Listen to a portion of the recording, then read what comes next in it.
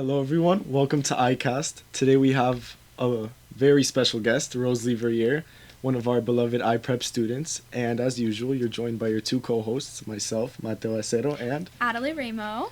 And today we will be diving into Rosalie's very special project, which she has collaborated with MDCPS on. So, Rosalie, can you explain a little bit about your project to the audience? Just to keep it short and sweet, my project is an initiative to have a sanitary pantry in all schools in MDCPS. What does that entail specifically for each school? So it'll be tailored to the needs for each school. So depending on the school size, like for example, a school like iPrep, we really would need as much sanitary items as a school in size compared to Miami Northwestern or Booker T. So the sanitary pantry would have soap, shampoo, toothbrush, toothpaste, deodorant, hairbrush, combs, hair ties, and anything that is used to keep yourself hygienic and groomed. And we see a lot of students have ideas such as yours to implement across their school or across the district. Explain to the audience a little bit on how you got this idea accomplished and how you started this initiative.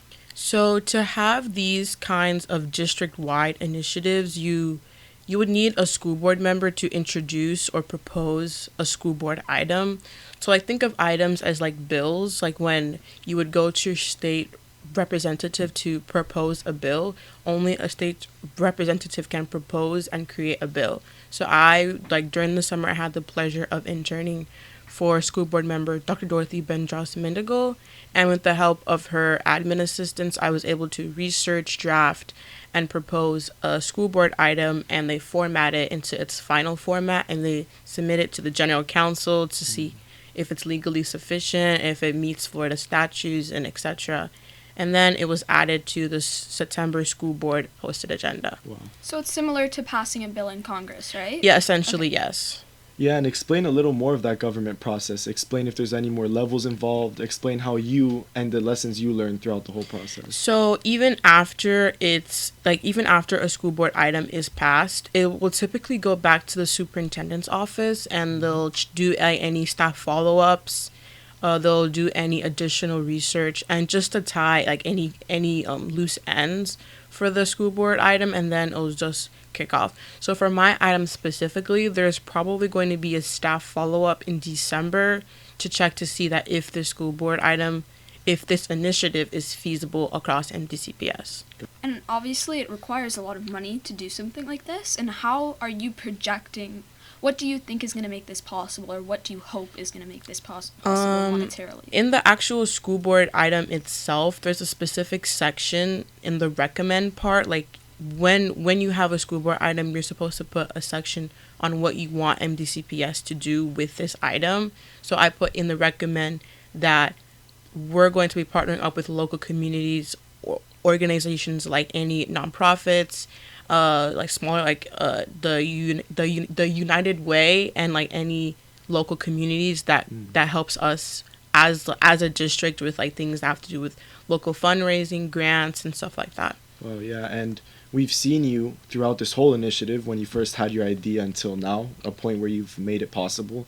Explain your motivation. Explain where this drive to pass this came from. So it may not be a case for at our school at iPrep, but across the district, teen homelessness is definitely one of the biggest things that exists, and it's been frequently talked about amongst school board members about ways that we can combat teen homelessness and poverty. So if you didn't know, but a lot of students in MDCPS, they're low income, and obviously when you're low income, you're living on survival mode. So you tend to prioritize things like bills and maybe clothes or shoes if you're lucky, and keeping food on the table and having surviving. So things like perfume and a brush and a comb or deodorant may not seem as a necessity, and it's more as a luxury. And that's really sad, because we all deserve to be clean, and we all deserve to feel confident and the best of ourselves. And what took it a step further was, especially when I found out at Booker T. Washington, they have a whole center dedicated just for homeless teens, where they have showers and food pantries and and uniforms specifically for homeless teams as ways to combat teen homelessness in MDCPS. Incredible, yeah. In terms of impact, when you're looking at this project and you're thinking, how big of an impact are we going to make? What is that scale?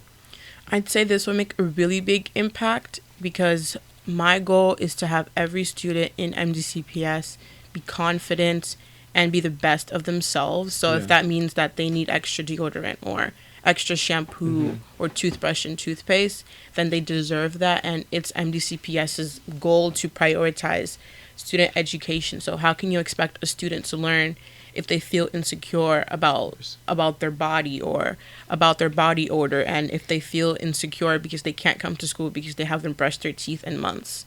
And all of these things is also more than just confidence. It's also mental health, because poverty is very traumatic, and not having access to necessities can change a person's life completely. Once this is passed, I really hope it is, because this is an insanely amazing project. We're all rooting for you. Yes. Thank you. You have all of iPrep. And are you going to be involved in it on a personal level are you ever going to visit the schools or anything? Yes. So in the actual school board item, I proposed that we would select some pilot schools, five pilot schools, and we would see how it goes. And then if it works and it's very successful, we'll model it to more schools, and then eventually we'll reach every single school at MDCPS.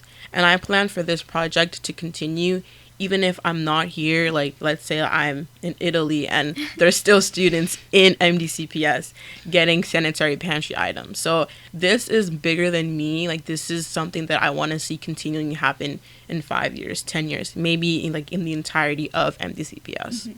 It's incredible, Rosalie, and I know it takes a lot of work to get something like this done. So tell us a little bit about some of your inspirations, some of the people that have inspired you, some of the ideas that have inspired you. Explain a little bit about that. So this item originally started in 2022 with a previous summer intern for Honorable.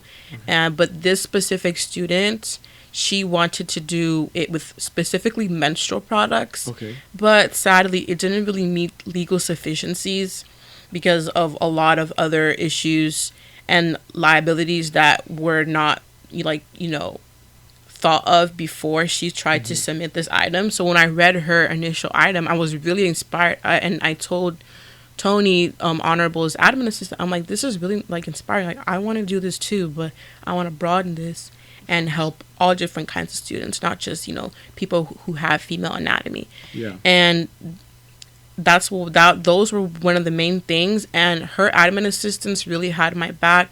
They were extremely supportive, and they were on the forefront to this entire project. When you did your internship, was this kind of the one thing you focused on to learn, or were you doing this along with No, other I was things? doing this. Actually, this was one of my tasks. So LaQuisha, one of Honorable's admin assistants, every day she'd give me a task to do, and one of the tasks were to come up with an idea of what I would propose as a school board item. And I thought of, it was either improving school lunches, having students having better access to laptops and other devices in schools, or sanitary pantries. So and then I chose sanitary pantries because it was more feasible compared to the other two.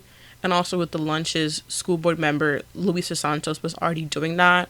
So she was already working on an initiative about that. So I didn't want to cause any chaos. So I just chose sanitary pantries. We've known you for a while now, for around 4 years, and explain how important it is to be politically active as a student, as you are. I'd say it's extremely important because as our Generation Z, we are the most informed generation. We all grew up with technology. We grew up with phones, the internet. So it's our duty to be, we have the means to be educated, so why not be educated?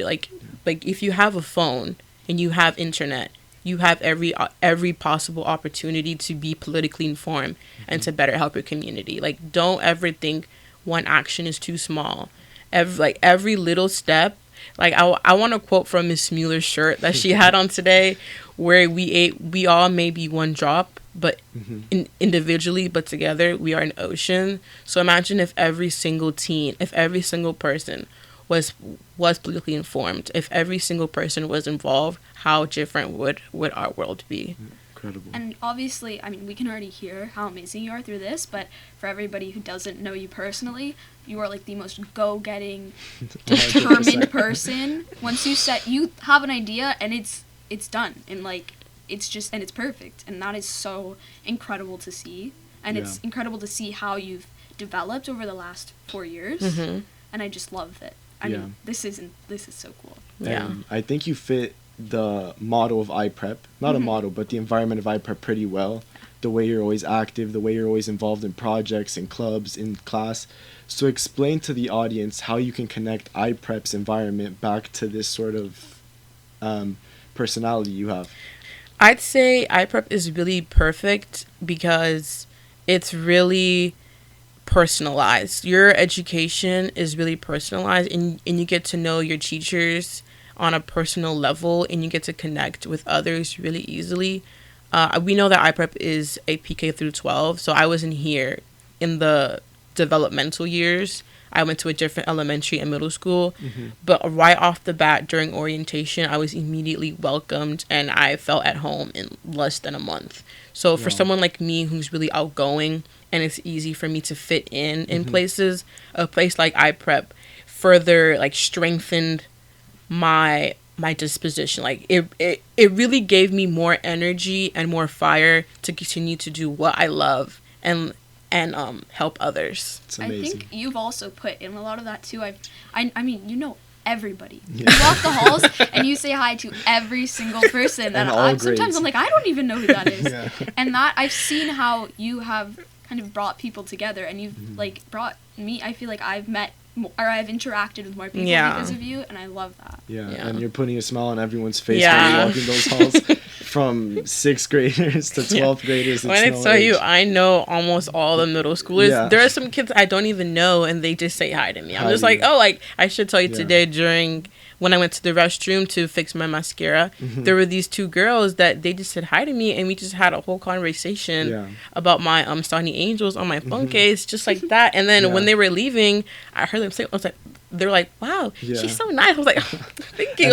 Thank you. I think that encapsulates your personality perfectly. Okay, so we're going to transition to our famous segment, the lightning round. Ooh, I'm excited. Okay, you ready? Yeah. Okay, so we'll start. You get back home from school, long day. Okay. What show are you putting on? Ooh, this is really hard. The show, I put on, right now I'm rewatching all of the Marvel movies. I'm watching the entire manga saga. So I probably put on Guardians of the Galaxy 2, right now. Got it. That's a good choice. It is. Good choice. Yeah. And what are you eating while you're watching that movie?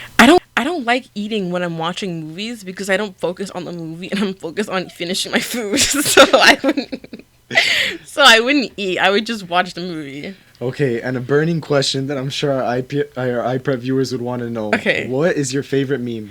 Okay, my favorite meme right now is... Oh, wait, this is really hard. Right now, I'm currently hyper fixated on Peyton King. He's this, YouTuber. And he has a couple good ones, super scary, super awesome. You just say that. Or I would say the biggest beefsteak. I don't know that one. No, it's fairly new. I'm gonna show you the video. It's so funny. The biggest beefsteak. Yeah. And I've seen you do the what is it? Okay. So it's Cynthia Erivo, where she's doing this interview where she touches her head in a very specific way. And in the comments on TikTok and on Twitter, they say the concept of, and then what they want to say. For example, the concept of me saying the biggest beefsteak. That would be while doing this as a meal. It's so niche and so it's so esoteric. You would have to be on, you would have to have at least 10 hours. For the viewers that don't know, Rosalie is always bringing up memes in class. It's You can't escape it. With her, it's always a reference to some meme or Yes. a TV show. I think everything I say connects. Like, my brain is, like, active 24/7. Like, even when I'm sleeping, I'm thinking, I'm brewing, like, ideas for the next day. Like, my brain is always busy. Yeah. So, when, like, you can literally say one word and it'll trigger a meme that I have archived in my brain, and then I say it out loud. Because I have thousands of memes archived. You say like hi, and she has something for that. Hi. Wait, I think I just I just had one just now. It was like, my name is Sally. I play with dolls. I just thought of that. As soon as you said hi, I literally just thought of a brand new meme in my head. Yeah. Okay. This is my favorite question. Okay. Is a hot dog a sandwich? A hot dog is 100% a sandwich, no matter what anyone says in the entire world. And I know our host Mateo is itching to say it's not a sandwich, I but it's disagree with that. 1,000% a sandwich. Why? Because it's in a piece of bread. You could put cheese, lettuce, tomato, any choice of vegetable you want. So therefore, from Berman-Webster, it is a sandwich. Point blank. Period. It is a sandwich, Mateo. Okay. We can argue all day. We'll let the listeners decide that one, but I don't agree with that. And the last question that we always ask, please give us one sentence of advice that you would give to any upcoming student, whether it's during college admission era, whether it's an initiative they want to start. Give them a piece of advice. Just do it. Just like what Nike said, just do it. Just do it. Put yourself out there. Doesn't matter what anyone says, because they can be hating on you now, but when you're rich and famous, they're going to be saying, well, actually, I think I knew them back. No, just do it. And it doesn't matter what anyone says, what any pushback, what any haters say, just do it. Amazing. Just do it. Thank you, everyone, for listening in. It's been a Thank great you. podcast, and thank you so much to our special guest, Rosalie. Oh, it's For been a tuning pleasure. I had a lot of fun today. This Us was too. really fun. Yeah, it was fun. And thank you, everyone, for listening. This is our goodbye from iCast. Bye. Oh, we said all at once.